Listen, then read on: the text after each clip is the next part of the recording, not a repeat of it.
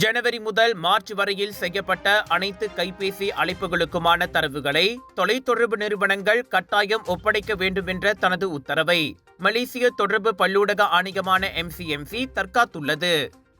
எந்த தரவுகளையும் நாங்கள் தொடப்போவதோ பயன்படுத்தப் போவதோ வெளியிடப் போவதோ இல்லை என அது தெளிவுபடுத்தியது.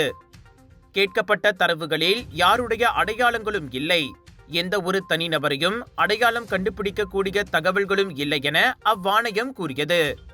பாதுகாப்பான சொந்த சூழலில் அந்த தரவுகளை வெளியாக்கவோ அல்லது அடையாளம் நீக்கப்பட்ட தரவுகளை ஒப்படைக்கவோ தொலைத்தொடர்பு நிறுவனங்களுக்கு தேர்வுகள் வழங்கப்பட்டுள்ளன.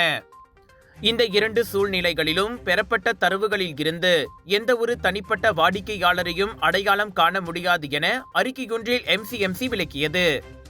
மக்களின் இணைய பயன்பாட்டை கட்டுப்படுத்தும் விதமாக கைபேசி அழைப்பு மற்றும் இணைய பயன்பாடு தொடர்பான விரிவான தரவுகளை வழங்குமாறு தொலைத்தொடர்பு நிறுவனங்கள் கட்டாயப்படுத்தப்பட்டிருப்பதாக தொழில்துறை வட்டாரங்களை மேற்கோள் காட்டி சவுத் சைனா மார்னிங் போஸ்ட் நாளேடு முன்னதாக செய்தி வெளியிட்டிருந்தது.